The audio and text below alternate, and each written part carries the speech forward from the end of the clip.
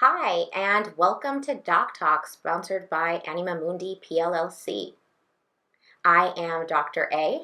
And I'm Dr. Vanburg.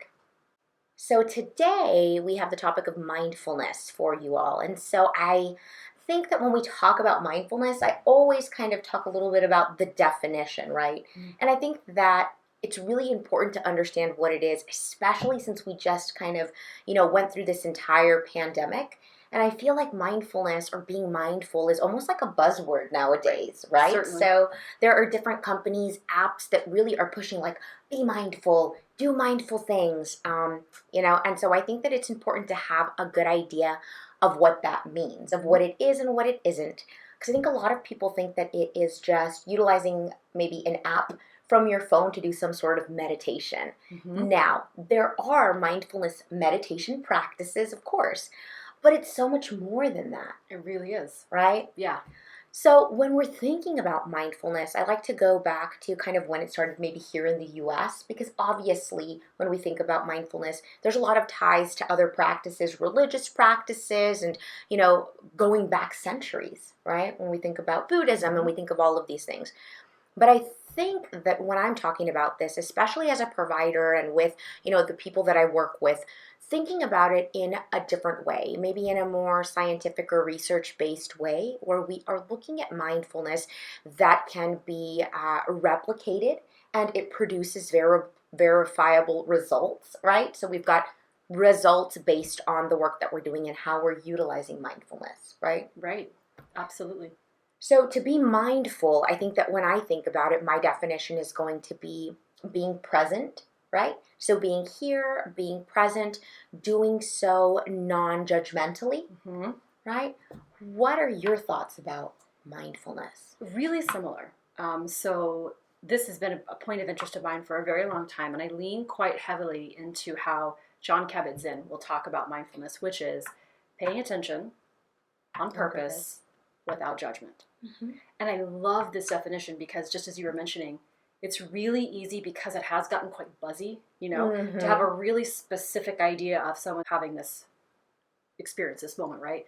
But this really broad definition really helps us understand that there are many, many things that you probably already are doing that if I slowed you down and asked you to really experience it, you're doing it mindfully. Absolutely. And so I like to dispel that myth, right? Because people will be like, they'll come in and they'll be like, oh, I did my homework, or I didn't do my homework, or, I was practicing, I didn't have time. It's so hard to sit for 15, 25, 45 minutes, an hour and meditate. And it's this thing where it doesn't have to look that way. No. That is the formal practice, yes, doing these meditations that are much longer in length, right? And it's lovely. It's very productive. But I think what we're saying is all the ways. There's so many ways. Yes, it's not just that one thing, right? So when we're thinking about cooking mindfully, when you're cutting tomatoes, right? Doing that in a mindful way. You can sweep mindfully. You can mop mindfully. You can fold the laundry mindfully. Right. You can drive your car mindfully. You can walk mindfully. We can be mindful when we listen and even when we speak. Absolutely. We, in fact, probably should. That'd be great, huh? Yeah. I find that most therapy interventions actually are an invitation for mindfulness. So if I think about one of a really common one, really noticing how I feel and what I'm thinking simultaneously, what I'm doing is I'm having a moment of really having introspection and noticing what am I doing in this moment. And the skill that we build is, can I watch that process without having a bunch of other judgments and thoughts jump in that kind of pull me away from what I'm focused on? But even that basic thing, if you come into a therapy session, chances are you're going to be doing some kind of mindfulness work, even if it's not called that. Because there's an awareness that's required when we're doing therapy. That's right. Right? So you have to show up. You have to be present. You're actually listening to what is being told to you and or kind of internalizing that in that moment. And I think critically listening to what you're telling yourself, which can be an eye-opening moment when we haven't ever had that mindfulness before. What am I actually saying to me right now? And sometimes it's rough stuff and we don't realize that we're doing it until that moment happens and we're like, oh, I just maybe for the first time really heard that part. And that realizing that there is the practice of mindfulness, but there is also mindful kind of interventions, and those are different. While they encompass mindfulness, just being mindful, being aware and present is something you can do on a day-to-day basis. Whereas if you're looking for something a little bit more structured, you might do a program that's 8 weeks, like, Right. MBSR, right? So mindfulness-based stress reduction, or mindfulness-based cognitive therapy. That is Right. 8 weeks, 2 hours in a group, which is really different from just mindfulness practice, right? Absolutely. And then there's many that are body-based and or thought-based, depending on, Absolutely. again, goals. We'll talk about that in the beginning of session, like what are the avenues that we're wanting to apply this to. And for each person, it's a little bit different, isn't it? Some folks really find their way with more body-based mindfulness interventions, and others really can't tolerate, they hate it. And that's fine. There's all the flavors, right? So it's a very broad, expansive idea, what it means to apply mindfulness. Because for some people, fixating on the breath or doing breath work is just really triggering, and they can't do it, right? And that's okay. There are other ways to work with this and to kind of anchor in a different way, or to kind of place our attention in another portion of the body. Oftentimes people love really doing body scans, because that's an easy way to really start identifying the body, being in my body. Oh, my ankle hurts. Oh, my calf hurts. My knees are cracking. Whatever the case might be. Or there's a sense of neutrality, like, I feel nothing there. It's neutral, and that's okay. That's great, right? Neutrality to contentment is kind of our baseline anyway. We just don't notice it very much. It flies under the radar because we're not often very mindful of how we're doing in the moment. Absolutely, right? So if we are able to be more mindful and be more present in this moment, right, then we're able to have, I think, more meaning making and make more memories, rather than always getting tied up in the hustle and bustle and missing out on those really important quality interactions, whether it's with friends, with family, with your partner, with your children. Right. Right? And I think that one of the things that's really important to highlight here, folks that work with me will hear me say this all the time, the system doesn't very often get it wrong. So even though we're holding up mindfulness as this really productive skill to learn, it's also normal that it's a little bit hard, right? Because our brains don't actually want to work that way. Once we reach adulthood, we are kind of trained to just on to the next thing, on to the next thing. I'm scanning for this, I'm looking for that, right? That moment of slowdown takes practice to really get good at it, and that's okay. So sometimes I think people are like, this is really frustrating and annoying, and I don't like it. The funny thing is that I have a lot of people come into me thinking like, oh my gosh, this is going to be so easy. And then we start working together and they're like, my goodness, this is so hard. Right. And that's okay. It is okay. It does get easier. But even normalizing that part of it, right? This idea that we live in this society that I don't think really values stopping and taking a moment. Right? It's like, if you're not doing 75 million things, you're not doing it right. Right? You should be multitasking. I hate that story. But if I'm thinking about 75 million different things, I'm not doing anything at 100%. Certainly not. You can't.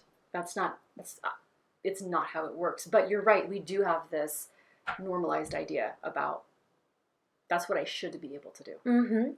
Or have you ever heard the, I'll sleep when I'm dead? Right? Like these types of like, I should always be working. I should always be working. I should always be doing something, right? And to be sitting and being mindful or doing a mindful meditation is a waste of my time. Right. Oh. And nothing could be further from the truth. Absolutely. The brain loves it. It's so good for that whole structure in there. It's really a lovely application. And I think, one thing I'm going to point out here too is, along with this idea of it's easy, it's going to be simple, I also don't think that we give enough homage to the idea that it is a practice. You do it repeatedly. Absolutely. You don't just kind of get good at it or do it a few times and then drop it. The beauty is in the consistent application. And I think that oftentimes people don't realize that there actually is a lot of research being done in this area, right? Tons. About the changes to the brain, right? Absolutely. The more that you do this, the way that new neural pathways, right? We have new neural connections that happen in the brain, or even the way that we start to, respond to things versus reacting to. And what you're pointing at here is, in the neuroscience, we're really looking at the development of the prefrontal cortex, which is what this particular skill targets and strengthens and it is the place of resilience. So there is nothing for which it's not helpful. And so how might this impact you if you think about it, right? If you have this ability to respond versus react to things, how might that change your interactions at home? How might that change your interactions at work? How might that change just the way that you show up in the world? Absolutely. Driving, Mm-hmm. standing in line, all these things. What is it like if I have, I think I mentioned this, in a different episode, but that confidence and that competence that I can manage whatever's happening here because I am responsive, not reactive. It's not carrying me away, right? I'm in control of this. Absolutely, right? So there's all of these different things that mindfulness is really helpful with. And different ways that it can be of benefit, right? So there's research that indicates being more mindful and doing more mindfulness-based practices leads to decrease in depressive symptoms, decrease in anxiety and stress, decrease in worry, assisting with cognitive functioning. So again, getting back to that prefrontal cortex, helping with memory, right? And so I tell this to people all the time. Unfortunately, for all of us, after age 35, we do start to see kind of this like cognitive decline over time, right? When we're thinking of things. And this can really help with that, right? So starting to be more mindful can actually help with brain health too, right? Absolutely. And stress modulation. Sometimes there's nothing we can do about the environments or the circumstances that we're in. And when that is the case, mindfulness can be your best friend, right? Because now my threshold for that stress is a little bit different, which is maybe not what people think about when they're overwhelmed or they have a lot going on. They think, let me get to the next thing, when really what helps us manage that is that really lovely, juicy brain health that we produce by being mindful. And so when we're thinking about it, I often tell people too, it's almost like imagine starting this at the beginning of your day, right? And so we're doing this and we're developing this, right? And it becomes part of your day-to-day practice. You start your days where maybe your normal threshold is here. You might start it here. So then when things get sticky, you might just come right back up to baseline. And wow, what a difference that's going to make in your interaction with other people, right? You feel like you're able to handle things a bit better. There might be more of a sense of optimism or gratitude and even acceptance. And acceptance, oh my goodness, that, it sounds so easy, can be so hard. But what would be different, right, if we accepted things as they were instead of pushing at them or avoiding them? Absolutely. Right? All things that I think we cover when we're talking about these mindfulness-based kind of interactions, mindfulness-based interventions, right? And the way that it can really make this pivotal change in your life. And it just so happens that Dr. A and I have extensive backgrounds in mindfulness-based interventions. We have authored protocols and use them between the two of us. So if this is an area of interest of yours, I do encourage you to seek us out at Anima Monday to learn more. So thank you all for joining us today. Remember to like, comment, and subscribe. And to engage with us around therapy or to just learn more about what we do at Anima Monday, please check the link in the description box below. Thanks, guys. We'll catch y'all later.